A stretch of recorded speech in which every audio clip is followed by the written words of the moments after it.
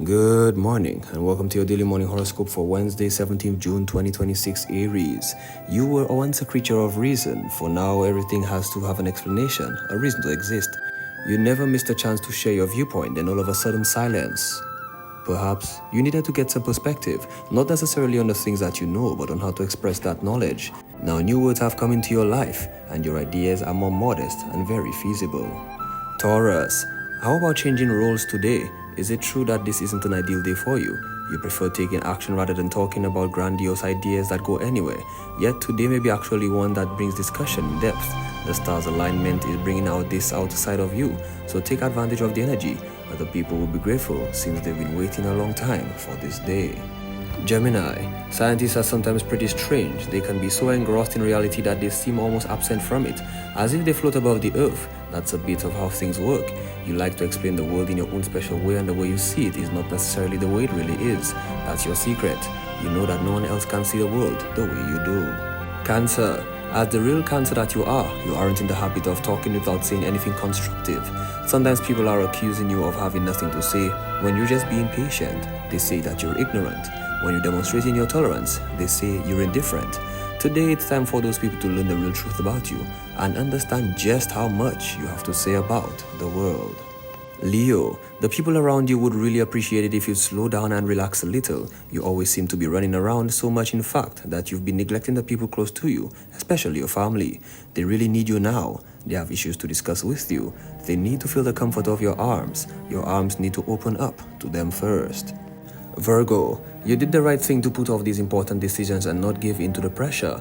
You know well that sometimes it's important to relax and rest for the busy times ahead. Today you'll feel refreshed and ready to tackle the world. You see your problems from a different point of view and you're much more optimistic about things. Now you can take a calm look at this situation. Libra, you have a generous nature and you know how to give and devote yourself to solving problems others can confide in you. This will still be true today, but not entirely in the same way. In fact, it wouldn't be wise for people to bother you with their problems. They aren't at all that important. It's high time for you to take care of yourself for a while. Scorpio, it's always like this at first for you. You know something is happening but have no idea of what is the electricity flowing through you. You're practically vibrating with emotion and you can feel other people's emotion too. Begin by listening to your heart and feeling the sensation in your body. Only then you'll be able to judge the intensity of your feelings. Could this be desire or could this be love? Sagittarius, are you sure that other people wouldn't like you to be in another space than where you are right now? Or even if it be a different person that is one who always thought you were? These questions are beginning to bother you. Devote some time to thinking about them. The answers you come up with won't be entirely meaningful for a few weeks now, but trying to look at the essential things will bring you great pleasure. Capricorn, people will understand and appreciate your desire to stand out from the crowd today. This isn't a sign of arrogance on your part, it's just that you're particularly perceptive right now and people need your good advice. Since you're ready to step into the spotlight to shine like the stars that are giving you all this wonderful energy, go for it. You kick yourself if you let the opportunity pass by. Aquarius, you love everyone on the planet, and this isn't a day for people to come bothering you with all the little details of their life. You're in orbit, on a voyage to the stars, and this is a great feeling of freedom in pushing the demands for justice for all. You might even find the perfect situation today to use your wonderful diplomatic skills. It's the least you can do. Pisces, sometimes you make mistakes because of your lack of objectivity. You have a certain tendency to wish that other people were just like you, yet this won't be the case today. You're using your good sense and reason, or rather your reason is doing the talking for you. It will be a great day for people to listen to you since your judgment has nothing to do with your personal feelings. This has been your daily morning horoscope for Wednesday, 17th June 2026. Do have yourself a great, blessed and wonderful day.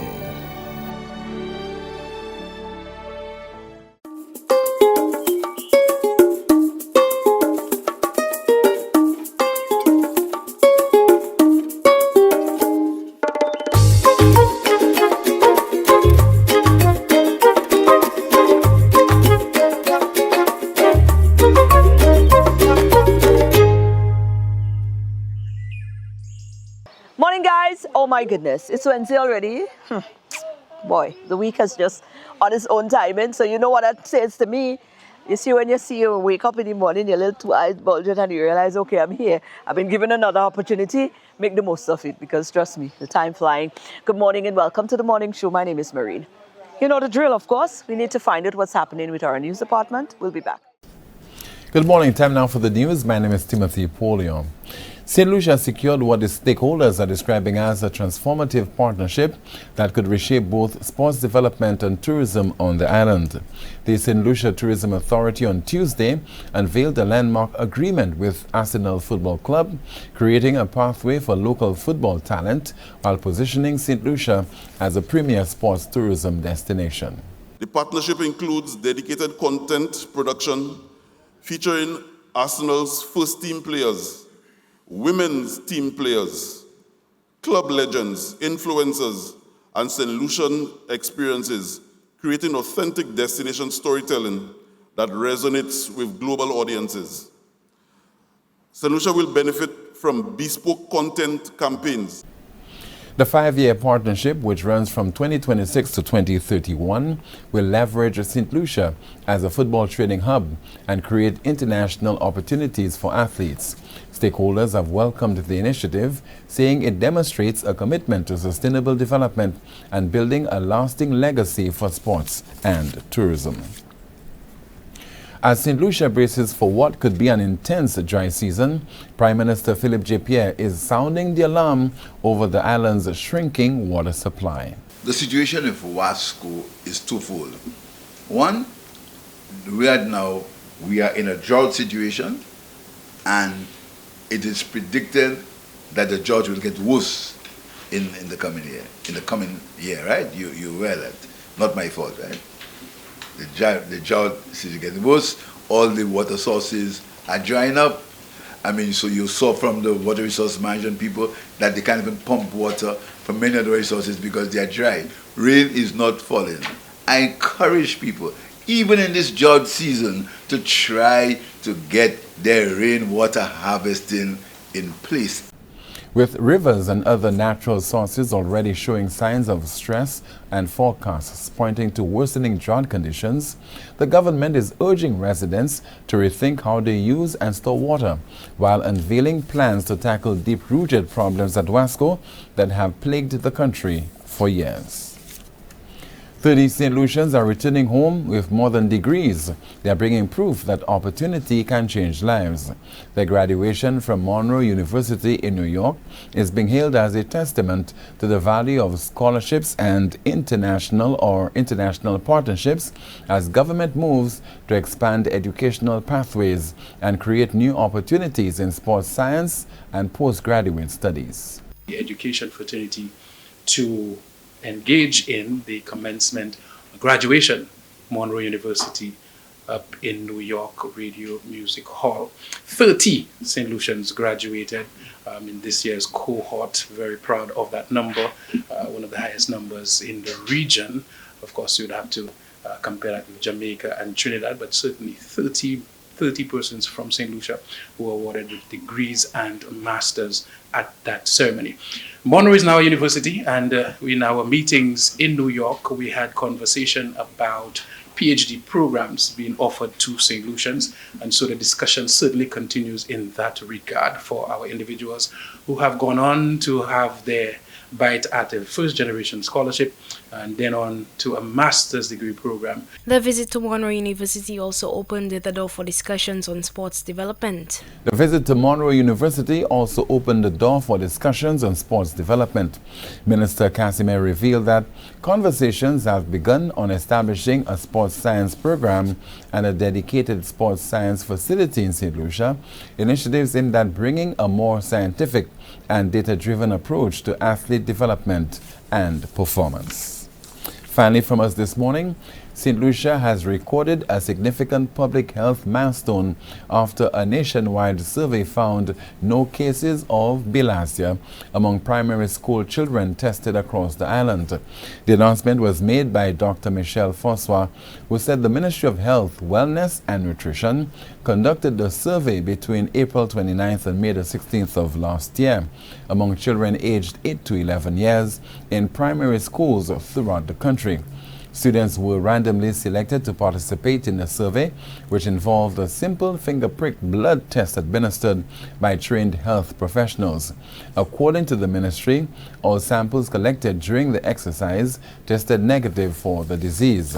Dr. Francois said the findings represent a major step forward in St. Lucia's efforts to eliminate bilharzia and other neglected tropical diseases. The ministry is pleased to announce that all samples tested during the survey were negative for bilharzia. This is an important achievement for St. Lucia and brings the country one step closer to eliminating the disease. The Ministry of Health has thanked schools, parents, students, local partners and stakeholders for their participation in the successful completion of the survey. Officials said the ministry remains committed to continued surveillance and collaborative initiatives aimed at eliminating bilharzia and other neglected tropical diseases on the island. That's a broadcast. Thank you so much for watching and listening. Join us at noon for our next news major, the Lunchtime Report. I'm Timothy Polio. Good morning. Thanks, guys. We need to take a break. We'll be back. Stay with us.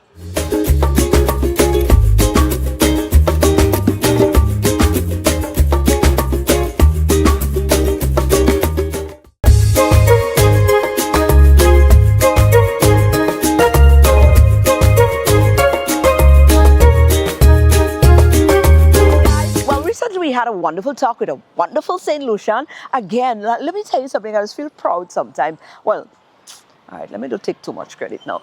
Your Lucian's supposed to feel proud sometimes because, let me tell you, you have a lot of Lucians who's out there who's making meaningful contribution in some big places, you know. Here's one of them. Yeah, you think it's a joke? Watch that. I'm connected here with Dr. Jasmine Leonce. She's St. Lucian, but this lady, you know, she calm, yeah? You know, she calm, but we have to step out in the zone a little bit and give her credence because she lives over in the UK. And what do you do in the UK? Give it to me. Right, so in the UK. Don't try to downplay the thing for me. Give it to me, the real thing, and then we'll downplay after. What is it you do there? So I'm a consultant obstetrician, so I look after women's maternity. And I also do some work with NHS England in the UK. So as a maternity improvement advisor, supporting trusts who have had poor care quality commission ratings, supporting them on elements of leadership, workforce. How that sound like you're directly involved in policy making kind of influence there, so kind of? A bit of that. And wow. So I've got two roles, and I've got another role where I also provide leadership or strategic advice to NHS England. You see? And working on choice, personalized care, and also reducing inequalities as well. So I work with a big team. So it's really good to be part of that, you know, contributing at a national scale, you know, coming from a tiny island. Hold on, let me see. I know wherever we go, we don't have to represent ourselves. Tell me about it. Are you able in this role to bring your Caribbean influence?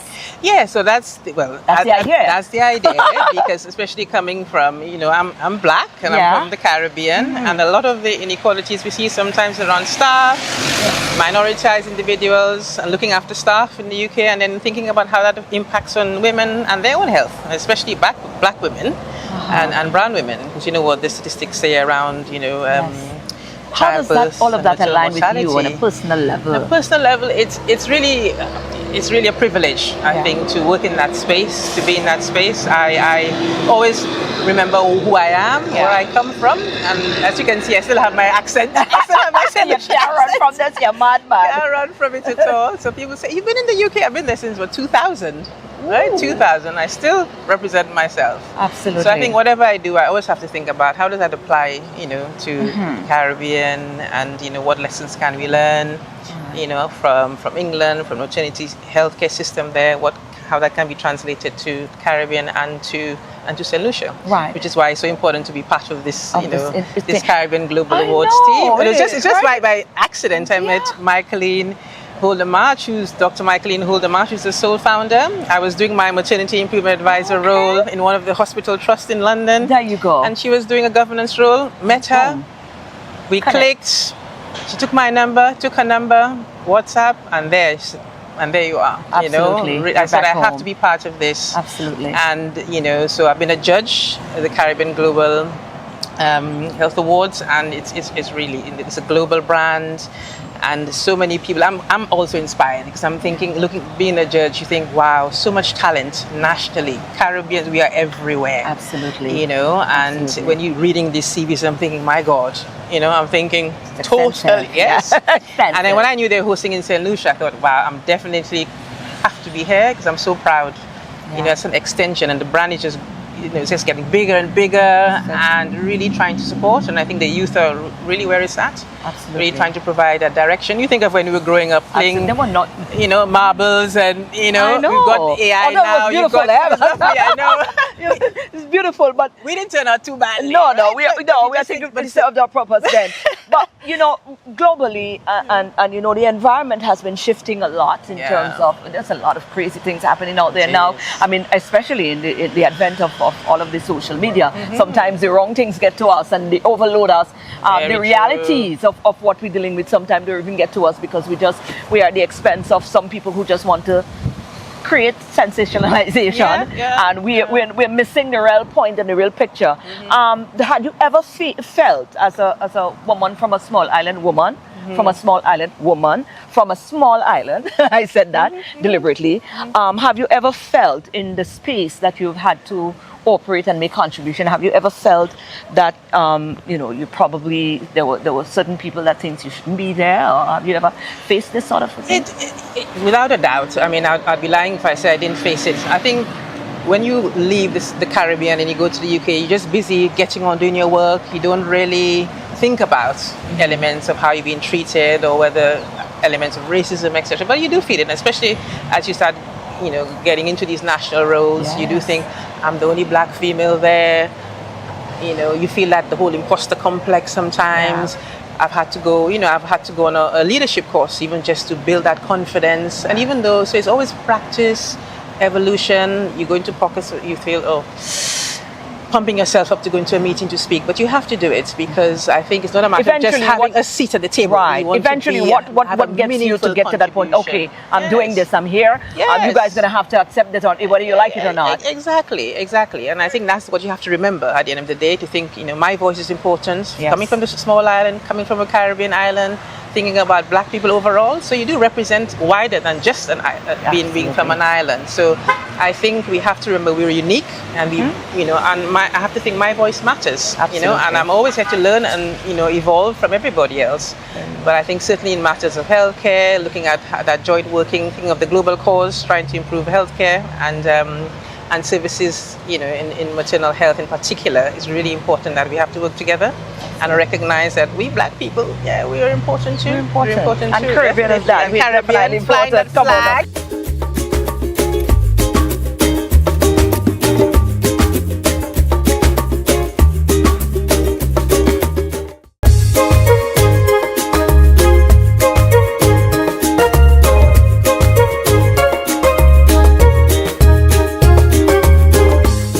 And there is an institution on the island, and I think a lot of the times you guys miss the opportunity because you might have children who are athletically inclined, but you know, the mindset has been so twisted that you don't understand that the Sports Academy is here, and they've been doing a remarkable job in grooming children who wants to be balanced in that regard. Sports, academic, they're balancing it off. Well, don't take my word for it. Here's one of the coaches. We recruited, of course. Yes, so of course we got Garey in the house, so y'all know what time it is. Sign up your kids. They're in good hands. That's right. They're in great hands, matter of fact. Absolutely. Tell me about it. I mean, why should persons continue to see this as an entity, you know? For me, first of all, I think it's a wonderful initiative by, you know, any government. I think that's investing in the youth is something that, for me, when I was growing up, I would have loved to be part of the St. Lucia Sports Academy. But now that we have it, I think parents who have children who are sort of a little bit advanced in terms of the sports or has some talent in terms of the sports where we do cricket, football, athletics over here. And you have some really, really good coaches. I do think that they need to take advantage of the program and what's going on here at the Sports Academy.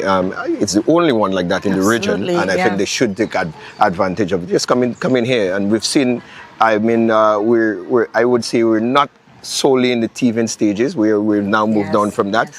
But I do think that we've made some great strides in developing some really world-class athletes. Absolutely. I must attest to that, and I'm sure St. Lucia can attest to that as well. But what do you think? I mean, as we continue to try to, change the mindset of some people, because I think a lot more persons now are understanding the importance and the significance of this institution. So the sell becomes a lot, easier because a lot more people are understanding what's happening here. But for those who are yet still to grasp the concept, and they might have some level of myths. They have some sort of, what are some of the misconceptions that you believe some parents or some people might have regarding the school? And let's help to, bolster them out right now, to redirect their thought as to why this is not the case. There are quite a few misconceptions, but I'd like to say, first of all, we are not sort of like boys students. We are totally different. We have an academic component. Absolutely. We have, all of the good things that you're looking for from an institute, an institute like that. Yes, we're really much balanced. And obviously, for me, as the head cricket coach, I'm also focused on, my cricketers also doing well academically. Because the smarter they are academically, the better decisions they make on the field. That's talking for me, and the rest of the coaches also. But I do think, especially for the parents who have children who are very, very much intelligent and have some, some sporting prowess in them, I think it's a really, really good thing. It's a win-win situation coming in here. And those are the kind of children that we sort of need here to sort of bolster what we have going on here. But for me, I do think, and I want to impress on the parents. If I had my kid here, I would obviously, have him come in to the Sports Academy to sort of take advantage of everything that they have going on here. And we try to treat them, for me, I try to, especially with the cricketers, try to treat them exactly how they would have been treated in a professional environment. So by the time they make that step up, they're already used to that sort of treatment, so they know exactly how to acclimatize, how to behave in a setup like that. I think your presence here really and truly does solidify something going forward. I think we're going to have a lot less selling to do, because you now bring that level of professionalism that you understand what it takes to operate at that level out there. So you can now add that to their level of training here, which I mean, like you said, win-win. You can't go wrong. Yeah, it's a win-win. And if you look at the cricket program and what we've been able to do, not cricket only, but the other programs, but I could solely speak for cricket. In terms of what we've been able to do over the 6 years. We really take those kids from grade 6, where they just have a little talent, and we develop them. And some of those kids, in 6-7 months, they are now national under 15 players. Some of them they obviously turn into national under 19s, and some of them go on to play and represent the senior team. You look at the high performance center that they have now, you have majority of those players on the products from the St. Lucia Sports Academy. So there are quite a bit of stuff going on here, and we need parents to believe in what we are doing here. So send their athletes, send their children here. They are in good hands, like you just said. They're in good, especially cricket. I think football and athletics are also doing very, very well here, and we're trying to incorporate a few more sports, here, so we could get more people coming in here. But we only want kids that actually want to be here, because we don't really want to force anybody to do anything that they don't want to do. But I do think it's a wonderful initiative. Right. What should be the process if a parent is looking on right now? If a parent is looking on right now, we are not a choice on the school choices. But what can be done is immediately you go to the you want your child to come here, you go to the ministry, you request a transfer, and they facilitate you immediately in terms of getting your child transferred here. Even if your child is already in a secondary school, Form 2, Form 3, you want them to come here, you go to the ministry, you request a transfer, and then they come here. Obviously, we would have to do our due diligence in terms of ensuring that they pass the skill sets that they need to. But yes, we are very much open to having these conversations with parents if they want to transfer their kids. And those who have written CPEA, we are not a choice, but like I said, they could easily transfer their kids to come over here. So there you have it. Garey, thank you so much. It's a pleasure. Yes. And it's good to see you here. I feel, listen, I'm about to go and round up my children now, and we come in here.